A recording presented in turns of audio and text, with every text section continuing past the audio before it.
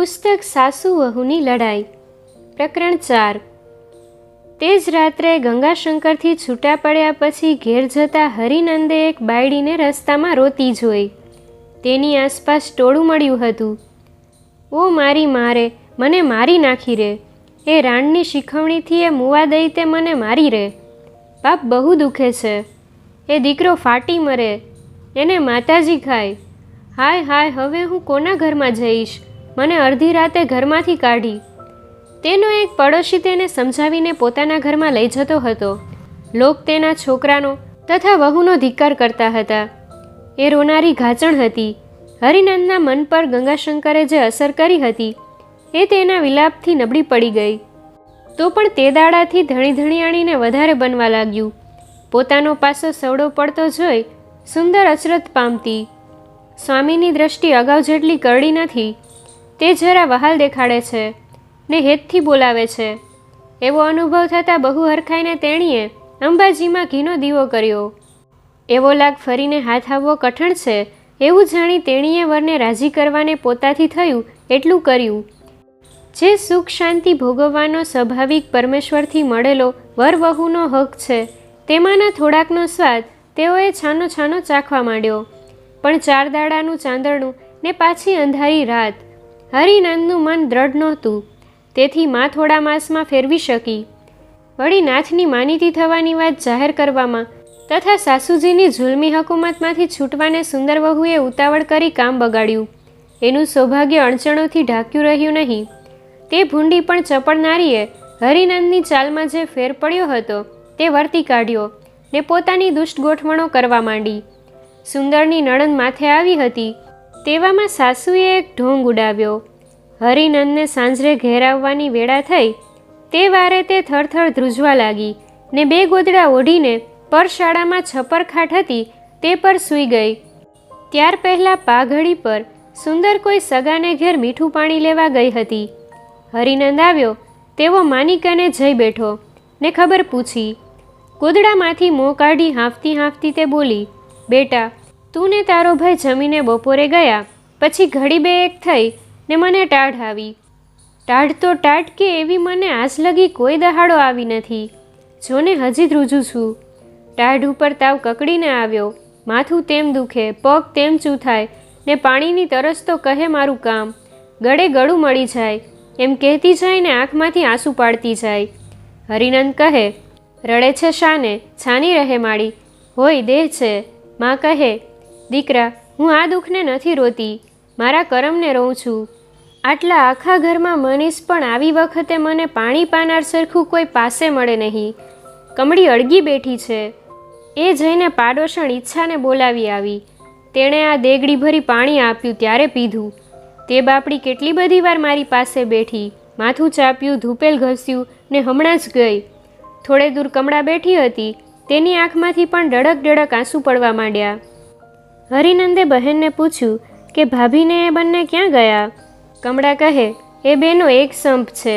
બીજાના ઘરમાં દેરાણી જેઠાણીને જરાય ન બને ને આપણે ઘેર એથી ઉલટું છે। ત્યારે માને આટલી વિપત્તિ પડે છે માટે આવી વેદના થાય છે તે નજરે જોઈ છે, પણ પૂછતા નથી કે શું થયું છે। બપોરના 2 જોડે ગયા છે તે હજી આવ્યા નથી। તારી વહુ લાલા કાકાને ટાંકેથી પાણી લાવવાને બહાને ગઈ છે ને મોટી ભાભી તો પિયર ગઈ છે। એનીમાં માંદા થયા છે, શું કાંઈ રાંડ માંદી નથી? પિયરને નામે કોણ જાણે ક્યાં ભમતી હશે। મોટા ભાઈ તો એને કાંઈ કહે નહીં, એટલે તે બાને શાની ગણકારે? એવામાં વિજયાનંદ આવ્યો ને છપર ખાટની સોડે માચી હતી તે પર બેઠો। એનું મોં ક્રોધાંત જોઈ પેલા વાત કરતા બંધ થઈ ગયા। જરાવાર બેસી તે બોલ્યા, એ રાણને મારી નાખું એ વાત શી મારા મનમાં કેટલાક દાડાથી શક હતો, પણ આજે મારી ખાતરી થઈ। કમળાએ જાણ્યું કે હું બોલી તે એણે બારણા પાછળથી સાંભળ્યું તે પર ગુસ્સે થયો છે। તે ઉઠી ગભરાતી આઘી બેઠી કે રખેને મારે। હરિનંદને પણ તેવી જ ભ્રાંતિ પડી। તે પરથી તેણે કહ્યું, જુઓ ને બેન રજસવાડામાં છે ને માને લોઢું ધીક્યું હોય તેવો તાવ આવ્યો છે। માથું મસ્ત દુખે છે, ટાંટિયા ચૂથાય છે, પણ ઘરમાં કોઈ મળે નહીં। વિજયાનંદ કહે, સુંદર ભાભી ક્યાં ગયા છે તેની મને ખબર નથી, પણ એને તો મેં હમણાં જ પેલા ફકીરના તકિયામાંથી નીકળતી જોઈ। મારી સાસુ જોડે હતી, આપણે બ્રાહ્મણે મુસલમાનના ફકીરની પાસે કેવું જવું? મેં સાંભળ્યું હતું કે એ ત્યાં જાય છે, પણ મારા મોઢે નામુકર જતી હતી તે આજ પકડી. આજ રાણને મારી નજરે ફકીરના તકિયામાંથી નિસરતી દીઠી. એની રાણમાં એને ભમાવે છે ને બગાડે છે. છોકરા જોઈએ છીએ માટે કેટલા દોરાને ચિઠ્ઠીઓ કરાવી છે, પાર વિનાની બાધા રાખી છે, પથ્થર એટલા દેવ કરી ચૂકી. જે ધૂતારો આવે છે તે પૈસા લઈ જાય છે. હું તો કાયર થયો છું માં. પેલો સાડો ભૂવો ભૂત કાઢવા આવવા લાગ્યો છે ત્યારથી એ લત પડી છે. હરિનંદે પૂછ્યું, મોટા ભાઈ, ચોટામાં જુમા મસ્જિદની પડોશમાં તક્યો છે તેમાં ભાભી ગયા હતા. એમાં કોઈ નવો ફકીર આવ્યો છે, એ બહુ લુચ્ચો કહેવાય છે. રૂપે રંગે કાંઈ સારો નથી ને સારવારે નથી, પણ બોલવાની છટા જબરી છે. એ સાણો ઘણા બૈરાને છેતરે છે. એ બધી વાતે પૂરો છે. સારા ઘરની સ્ત્રીઓને એની કને ન જવું જોઈએ. વિજયાનંદ કહે, ખરું, જવું તો ખરો, હવે બીજી વાર છે ત્યાં કેમ જાય છે? ફરીને જાય તો પગ વાઢી નાખું.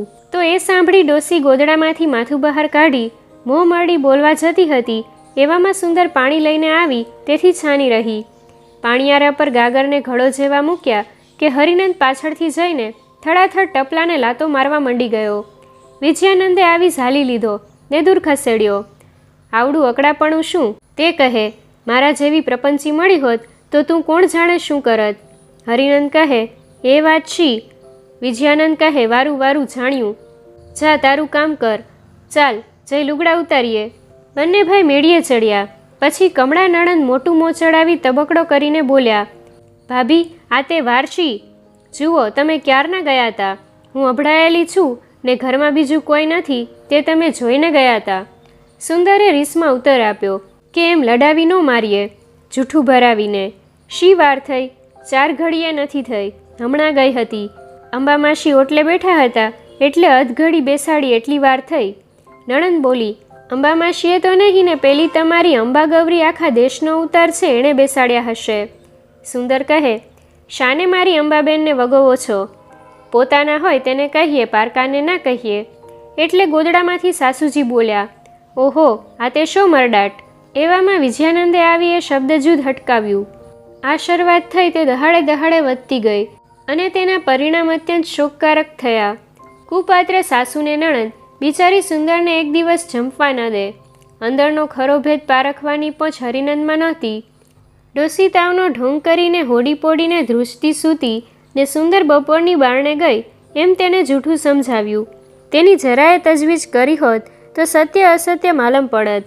એમ ન કરતાં તેણે કપટી મા બેનના કહેવા પર ભરોસો રાખી સ્વપત્નીની વાત જરાએ સાંભળી નહીં. 3 દહાડા સુધી તો તેની સાથે ભાષણ જ ન કર્યું. પછી બોલ્યા વગર તો ચાલ્યું નહીં, પણ એ બોલવામાં ધૂળ પડી સમજવું. એના કરતાં ન બોલતો હોત તો સારું. મીઠું વચન તો એકે કહે નહીં. હરરોજ તેને ને તેની મુએલી માને મનમાં આવે એવી ગાળો ભાંડે ને છાસને વારે તેના હાડકાં ભાંગે. ગંગાશંકરની શિખામણની વાત સાંભળીને રાતે આવતો હતો તે વેળા તેણે જે ઘાંચણને માર્ગમાં રડતા કકડતા જોઈ હતી તેનો દીકરો એના શેઠના ઘરનો ઘાંચી થયો હતો. એક વખત હરિનંદને તેની સાથે મળવું થયું. એની મા જોડે લડાઈની વાત પૂછી તે પરથી ઘાંચીએ કહ્યું, એ લડાઈ કરાવતી હતી. તે બાયડીને મેં કાઢી મૂકી છે.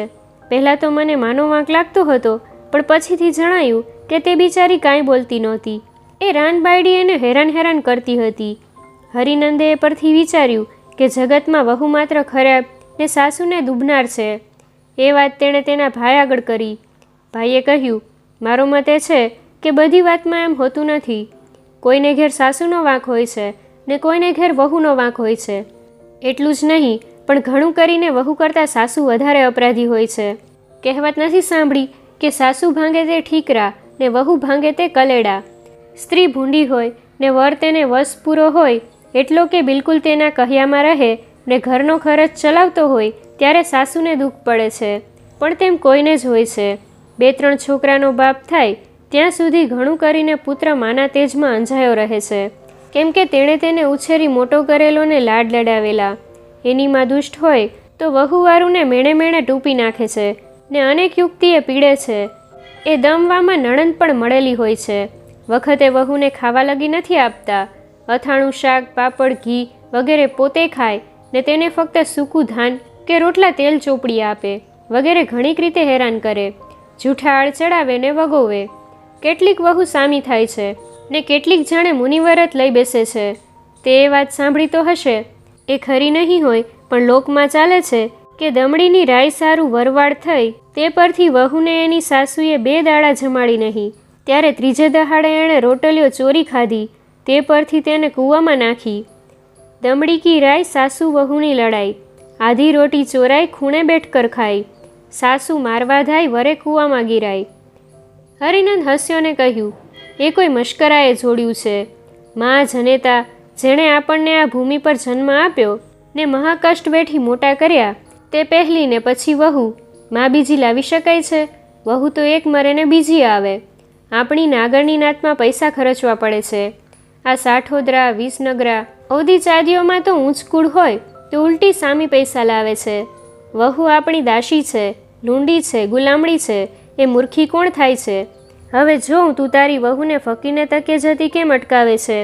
હું મારીને બેસ કહું તો બેસે ને ઉઠ કહું તો ઉઠે, પાણી પી કહું તો પીએ ને ના કહું તો ના પીએ. મરદ તે અમે. એમ કહી મૂછ ઉપર હાથ ફેરવ્યો ને બોલ્યો, મારા કહ્યા વગર એનાથી ડગલું ભરાય શું? એ જુસ્સા ભરેલા બોલથી વિજયાનંદને મનમાં માઠું લાગ્યું.